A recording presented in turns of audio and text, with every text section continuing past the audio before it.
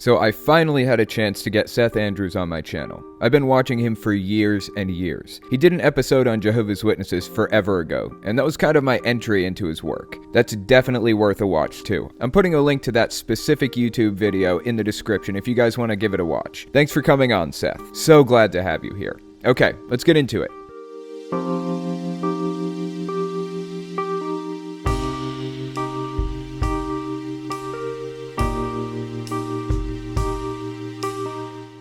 Thank you for coming. We have Seth Andrews. Seth, thanks for coming on my show. I'm so glad you're here. Hey, thanks for the invite. It's good to be here. For those of you who may not know, Seth is on YouTube, and I think you have a podcast called The Thinking Atheist. Is that right? Where else can we find you? Well, I mean, probably the best way to connect with everything is at the main website, which is a hub for the podcast, the YouTube videos. I've also got links to other resources, be it atheist YouTubers, podcast, books, that kind of thing. You can just go to thethinkingatheist.com. Always like to draw a circle around the fact that I am not the thinking atheist. I host a show called The Thinking Atheist because I come out of a faith culture. And so I sort of wanted the icon for the show to be a constant reminder that we're not going to take it on faith. Let's think about these things. Let's reason our way through it as best we can. So you were touching on your religious background. I was going to ask you a little bit about that. You were raised in a religious house, basically, right? You want to tell me about it? Yeah, I mean, it was my mother and father met at Oral Roberts University. Now, Oral Roberts, for those who don't know, was a famous faith healing tent revival evangelist in the 60s, started a university, a Christian college in Tulsa that's still around today, Oral Roberts University. And he was this sort of mega famous, mega evangelist guy. And my parents just adored him, you know. And so, but they were hardcore. I mean, Mom wrote a Greek New Testament study guide. They both are sort of seminary trained believers. And so there was no Christian small talk at our house. It was always like heavy duty stuff. We had Christian schools, Christian church, Christian music, Christian apparel. We had Christian friends. It was just nonsense. It was just constant reinforcement of that. And so, you know, I, being a product of Christian school, surrounded by the faith, that was kind of my normal. And then I segued, being a pretty good communicator in high school, I segued into a Christian radio job back in 1990. And I spent a dozen years in Christian religious radio, playing artists like Amy Grant, Stephen Curtis Chapman, Michael W. Smith, and so on.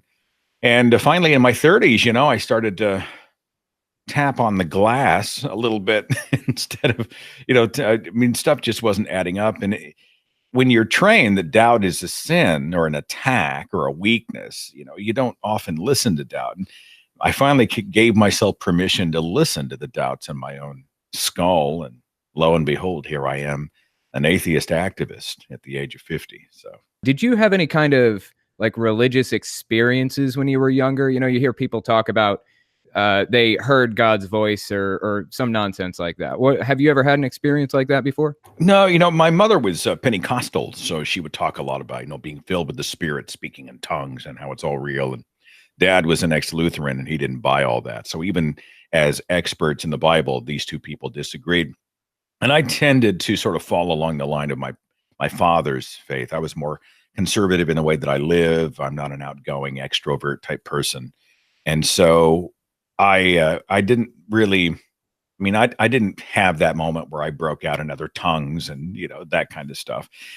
What I did more of was I had been trained to see patterns, right? And then the good patterns were God, or God testing us if it was bad, or if something naturally happened, or I felt something, that natural emotion was sort of pinned on God. You know, I felt the Spirit. I felt something inside me. Well, what it was sensory response, conditioned response in many church services. You know, they know exactly how to sway the music and dim the lights and say the right words at just the right time so you feel the Spirit. When the truth is, you're just sort of being an emotional creature in an emotional environment and responding to those emotions. So, I mean, the short answer is no. I never had an overt sort of manifestation of spiritual activity. For me, it was always just deciding that the things I was feeling and doing organically were originating from a divine source. You said your parents were, one of them was Lutheran originally, one of Yeah. them was Pentecostal. Your mom was Pentecostal, right? Oh yeah. Oh yeah. Um, that's pretty extreme in my experience. The Pentecostal religion has its extreme branches. So, how did your parents kind of square that with each other, being different denominations, one being extreme and one not so much, I guess? Yeah, I mean, mom in her life she was more attuned to the Pentecostal environment, but she wasn't like running around, you know. You're right. The Pentecostals can be really out there. I mean, I've heard Kenneth Copeland sermons where they talk about walking the perimeter of your house when you buy a new property, and you're claiming it for God and casting out all the demons. She believed all that, but she never actually did it. I never saw mom actually speak in tongues. She would just sort of endorse it when it happened with somebody else.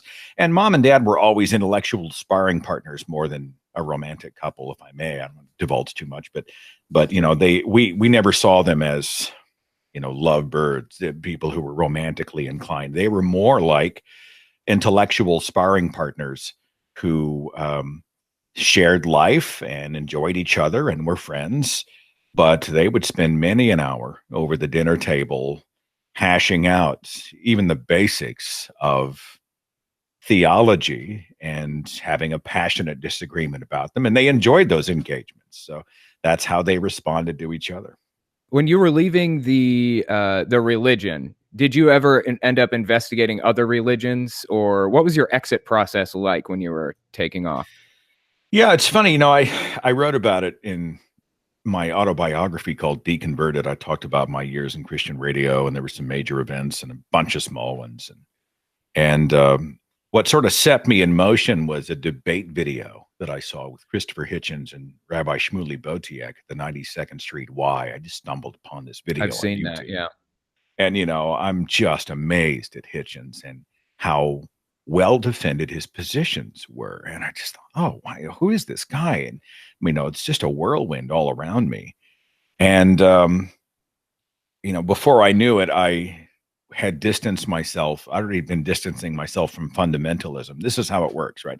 You're a fundamentalist, and then you're like, well, some of the Bible was for yesterday and some of it's for today. And then you step out and you say, well, some of it's literal, some of it's metaphor. And then you step out further and say, well, they're just stories, but I believe in Jesus. And then, after a while, you end up in this weird deistic membrane where you talk about God like Hollywood celebrities talk about God. And I'd almost gotten to that point. And after I busted out, I took a cursory look at most of the other major religions, but it didn't take long before I saw that almost all of them looked like they'd been cut from, if not the same cloth, cousins of the same cloth. They had deity, they had a hero and a villain character, they had paradise, they had torture for non-compliance, they had a holy book and edicts, they had their mosque or church or whatever. I always say that the major religions are like ordering Mexican food. If you walk in and you say, what's in a taco? Well, there's a tortilla, meat, cheese, lettuce, tomato. Okay, great, no problem. I'd like a tostada. What's on that? Well, there's a tortilla, meat, cheese, lettuce, tomato. They just arrange them a little differently. And it didn't take long before I realized that all of it was man-made. And I walked away completely and called myself an atheist for the first time at the very end of 2008. Started the website in the spring of 2009. How old were you when you started kind of questioning, like when you very first started asking questions about it? Oh God, before I got serious. I'm embarrassed. Like, I was 37 before I really got serious, right? You start asking questions in a family of absolute, belief is so woven into my family. It's just unthinkable that somebody would not believe. And so when I first started to tap on the glass, when I first started to test it, I thought, well, who better than my theologian parents to be able to answer these difficult questions? And it was also kind of a way to maybe perhaps ease them into the shallow waters of the fact that I wasn't really, I wasn't part of the flock anymore. And as soon as I started asking the hard questions, they immediately, it was like, danger, danger, warning, the prodigal must be brought home. And they just flipped out and went into overdrive. And, it was a terrifying / exhilarating time. I couldn't sleep at night. I was balled up at night with my gut in a knot, wondering if I was going to lose my job because my employers were believers. Who's going to pay the mortgage? How am I going to live? I don't know how to do anything else. Will my family disown me, or will this change the temperature of the rest of my life? I still hadn't completely let go of the fear of hell. I don't want to go to hell. I don't want to go to hell. It took me a year and a half to get past that one. And, it just, but, you get to a point when you start seeing the answers come back from the apologist, the more they explain it, the less sense it makes, right? The more you hear the Lee Strobels of the world and the Kent Hovens of the world and the William Lane Craigs of the world and the mega pastor, the Joel Osteens, the more they explain, trying to make sense of it, the less sensible it sounds. And I couldn't not do it. I had to keep digging, and finally had to be honest with myself. People are like, well, when did you choose to be an atheist? And I'm like, I didn't choose this. I just admitted to myself I didn't believe. I acknowledged that I'm an atheist, and that's the difference. Right, exactly. That's really well said. So from the beginning, from the moment you started to the moment you kind of worked, just full atheist, would you say a couple of years? Yeah, it was probably about a year and a half. I started to dig in. I read the Bible front to back. I did all the questioning, and I was on blogs. I was checking everything out. It was probably most of when I was 37 into my 38th year of being alive. It was probably about an 18-month journey for me. And it's funny because I'll talk to people who were like, well, hell, I knew it in 5 minutes. I knew when I was 6 years old. That it always feels so stupid. And I have to remind myself, don't beat yourself up. Don't underestimate the power of childhood indoctrination, because so often when they get you early, they get you young, and they fill your head full of the stuff, and everybody confirms it, or on the order of a decade or two. It's a lot harder than just saying so to bust out. I try to remind myself. So this is a common thing I hear from a lot of people. It's really not based on intelligence at all. It's easy to think that it's based on intelligence. Like, it's easy to think that you were just so stupid to believe this for in my case, for 18 to 22 years. But it's that's not even a factor almost. It's more about, critical thinking and things like that, and how heavily you were indoctrinated in it. That's really what it comes down to. I think. Sometimes the most intelligent people are actually the ones who are best at talking themselves into a bad idea. It is a misconception that it's about being smart or dumb. And the truth is, if you're really intelligent, you can create patterns where there are none. You can create rationalizations where none should be there. And that's why, and I never dismiss somebody who is a God believer as someone who is less in intelligence, because I think there's something else happening. And it's not, these sort of superior types of atheists who like to sit around and call the religious mentally ill and throw every insult at the book at them. I think it puffs them up and makes them feel good, but it's not intellectually honest to take that position. There's something else happening. Right. I'm definitely on the same page with you there. But Yeah. I did feel like I was stupid for sticking with it for so long, because there were things right in front of our faces. Both you and I were looking things straight on and not seeing it for what it was. So I definitely relate to that feeling of, we enjoy the divine protection of God. And of course, we lock our doors and load our handguns and take out our insurance policies. And we essentially live secular lives while speaking the window dressing of spirituality and faith and trust in God.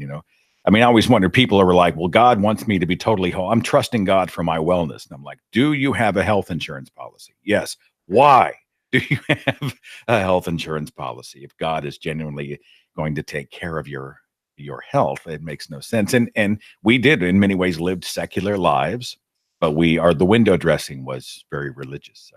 I hear a lot of this stuff from other people. They're saying they're afraid of what's going to happen. I talk to a lot of teenage kids who are trying to leave Jehovah's Witnesses and cannot manage to do it. They're trying to hide their lack of belief from their family because they'll get kicked out. In fact, I know like 3 of them right now who are actively in the process of moving out of their homes at like 16 years old, So tell me, what was the end result? You had all these fears and concerns. Are your parents going to ever talk to you again? Yeah. All of this other stuff. What was the end result?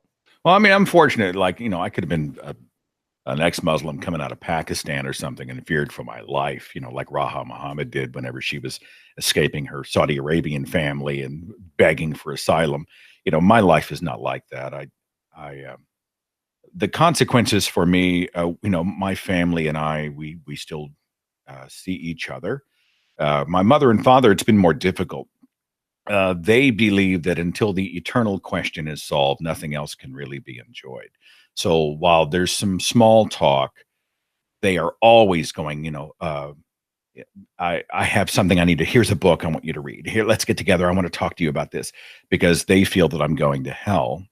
They're certainly ashamed that I'm an atheist activist. I mean, this is their worst nightmare come true. And it gives me no joy. But in my own life, and you talked about the people who were being shunned or cast off by their families, in my own life, I've come to a moment where boundaries are the most important thing. Disagreement is fine, but that's a requirement. Respect to be able to live my life on my terms, to pursue the truth on my terms, to not be pawed at with all this negativity. You're broken, you're embarrassing the family, you're going to hell, you're insane. I've heard all these things. And so I drew sort of a boundary of respect in my own life where, Mom, Dad, I love you, but if you will not show respect, if you won't stop with the emails and the text and the call and the shaming and all this horrible stuff, I'm going to have to lock you out of my life. I don't want to, but you're crossing a boundary that you do not, parent or not, you don't get to cross. And after they crossed it for the umpteenth time, I finally drew the line. So I see them in a cursory way on the holidays. We exchange a few sentences, but we don't really have a relationship. And I'm a little bit like a battered partner, because every once in a while keep going back. Like, maybe if we try again, maybe they'll relax. Maybe this time they'll just chill and we can be father and son. I mean, Dad's 84, Mom's 81, and I'm fully cognizant of the fact that one day they'll be gone. Am I okay with them being gone without any reconciliation? And part of me is, I don't know what else to do, just one day at a time. There's a part of me that actually grieved them years ago. They left years ago.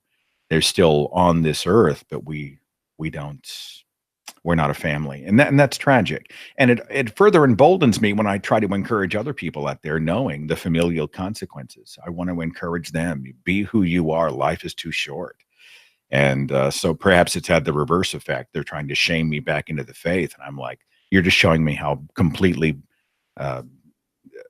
what's the word I'm looking for? How completely sort of deformed this whole belief system is, So, I mean, forgive the long answer. No, that's also fine. Forgive the coffee cup. I didn't realize one of my favorite cups when it says "Have a good day," and then when you drink it, yeah, that's awesome.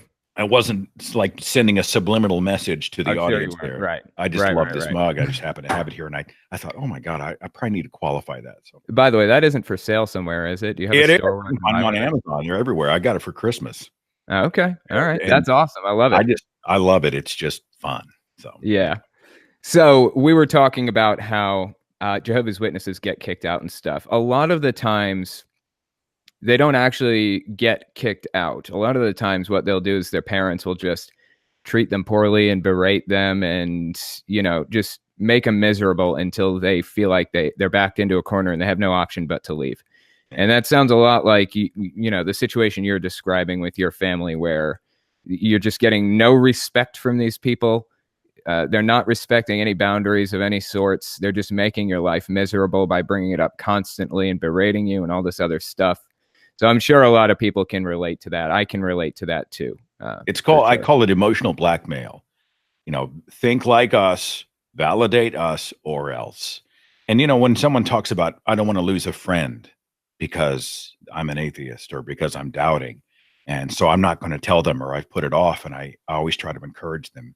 If the reason they are a friend to you is that you validate them, and if you did not validate them in this particular way, they were to leave, I would sort of run the traps. I would run that test of friendship again, because they may not be a friend to you. They're simply a friend to the ideology first. And that's not true friendship. How did you get into this field in the first place? Like, would you consider yourself a YouTuber? I don't think you would, right? You'd call yourself probably an author first and a podcaster, maybe? Probably a podcaster first. Well, it's interesting. I started in FM radio in 1990, and I was in the business for 14 years. And so I had a lot of experience as a communicator. I was used to taking the stage at events. I was used to encapsulating my thoughts and theater of the mind and production and storytelling and those types of things.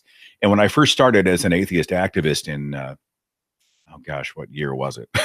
2009. We had a real absence of storytellers. I mean, we had a lot of great minds, but the content that was being produced online was this real eggheady stuff that was poorly shot and people were poorly mic'd and it just wasn't catching on. I mean, we have an amazing story to tell, but we had very few storytellers. And so, I was in radio for 14 years and I was a video producer from 2004 till the time I went full-time activism in 2015. So I'd had an audio and video background. And I brought that to the table and began producing content first on YouTube in 2009. And these are sort of these clumsy 2D animated pieces like the story of Susie and some other works that were a lot of fun to do, but they just took up a tremendous amount of time, at least for me. I started the radio podcast in 2010, and that's really become my first love. I thought I would never get a chance to be a broadcaster in that way again. Radio is mostly syndication and computers these days. It's these corporate rubber stamps. Every city you go to, it's Kiss FM with so and so, and they play the same playlist and the same way with many times the same announcers in every city. And I knew that this was a shrinking business. It was time to get out. The machines were taking over, and I thought I'd never get a chance to be a radio broadcaster again. And so the idea of having the internet to communicate to people and have them communicate to you, and now you don't have to stop every 12 minutes for a commercial stop set, and you don't have consultants breathing down your neck, and you can explore these topics on your terms. It was a gold mine. It was a dream come true for me. And so the ability to be a broadcaster storyteller again has remained my first love. And like the website will hit 10 years, the podcast will hit 9 years here in 2019. I'm pretty excited about that. That is so amazing, man. I know. I remember the first thing that I ever watched of yours was your whole episode on Jehovah's Witnesses. It was a pretty old episode. How do we do on that? Fact-wise, did we? It was just amazing, and I swear, I don't know that I would. I'm admitting it publicly now. At a couple of parts in that, tears came to my eyes because I heard some of the descriptions of people. They were talking about their life and the things that that had happened to them. It was just so sad, Like we don't know that, but on the outside, like the Jehovah's Witnesses and the Mormons are painted as these kind of just happy, weird people. I mean, you don't realize how insidious it is until you start to really look at it. And I mean, I guess insidious is the word, right? I mean, it's crazy. Yeah. Yeah, that's for sure. I actually remember in that episode, somebody was talking about how they had lost their family, and you said something to the effect of, "Well, we are all here for you." Yeah. Here's an excerpt from that podcast. You guys should give it a listen. I'll put a link in the description. Well, let me just say this, Joe. You may have lost some people in the family, but there's a host of infidels out here in this community who have your back, no matter what. So just no matter how sticky it gets with whoever on the family tree, you got a family right here, okay? Thank you. That has meant a lot to us, believe me. Well, I can guarantee you this community will never shun you. Unless maybe you collaborate with, Kirk Cameron on something. Maybe we'll have to get serious. But even then, I would imagine that most people who are not religious would still say hi to me if I passed them on the street. That's a strict difference. Is that if my former best friend walks by the street here that I live on right now, and I hold up my hand and say hi to him, he would look the other way and not even acknowledge that he just walked by another human being. And I think that's harsh, because it's one thing to say, yeah, I'm not going to come over to your house anymore and have dinner with you. It's another thing to just say, I'm just going to ignore the fact that you're even alive. So that is really harsh. And I don't see how they can reconcile that with being a religion of love. We are not going to do that to you. And that just broke me up inside at the time. But I feel that way about my own life. I mean, I mean, my family's my family, but I know that the audience that from all around the world that connects with this community and me online, I know they have my back. They love me for who I am, warts and all. I mean, they act like family. And so I find myself leaning on that community in places where my bio family, my mother and father, aren't there. I know there are others who are. And so I will admit to sort of feeling that in my own life. I know they're there for me, and it just makes a world of difference. Exactly. It's extremely important to have that community there. Is all of your family, except for your parents, out now? Or are they, I mean, do they not really, is religion not really an issue in your family as much anymore? No, it's big. It's major. I mean, I live in a part of the country where the three questions that you are asked when meeting someone is, what's your name? What do you do? Where do you go to church? And so my family is a family of, mission trips for the kids and vacation Bible school. And I've got at least one member of the family, immediate family, on a board of deacons who's a seminary trained pastor. And I mean, it is very much the language they speak. We'll go to Thanksgiving or whatever, and you'll see church T-shirts, Bible verse T-shirts. You'll see Jesus paintings on the wall. I am very much the anomaly. I'm the guy who I'm the prodigal, and so they're like, well, one day we just know we're going to see the love of Jesus and come back home. That's kind of what they say to each other. Oh, by the way, here's a book. And it's been that way for a decade, and fortunately my siblings don't really take on that fight. It's been mostly a mother and father thing. And like I say, now we don't really speak. So really fascinating stuff. Well, I'm glad that you found your way out, because you've done a lot of good for a lot of people. So I'm glad to see that. Yeah. So, every interview is going to have a softball question. So I got a couple of softball questions for you. Okay. Throw me the Barbara Walters question. Yeah. Go ahead. Okay. I need to know, this is important. I must know what your favorite dinosaur is. T-Rex. T-Rex. Okay. Why is that? I know that it's just like when I think dinosaur, I just think, even as a child, there's something about the dominant nature of the T-Rex that always fascinated me. And I just think T-Rex jokes are funny. And I mean, the small arms jokes are so cliched, but I still think they're funny. But no, that's still my favorite dinosaur. And then, it's funny, when Jurassic Park came out, and the special effects for the T-Rex in Jurassic Park actually hold up really well 2.5 decades later. I was so pleased. I was so excited. So yeah, I'd have to be that Tyrannosaurus. That's awesome.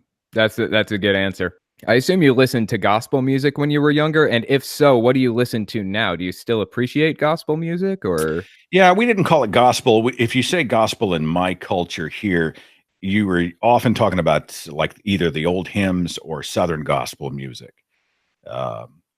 We called it Christian music, or because we were edgy, we called it contemporary Christian music, or CCM. Amy Grant was big. We'd go to Tulsa Book and Supply and pick up the Imperials. We'd had David Meese, the Sweet Comfort Band, and I'll admit, if I hear a Sweet Comfort Band song even now, I find myself still enjoying it. But I don't, I can't listen to Christian music. They talk about the music that you listen to between the ages of, and I'm trying to remember the years, like 14 and 20s, early 20s.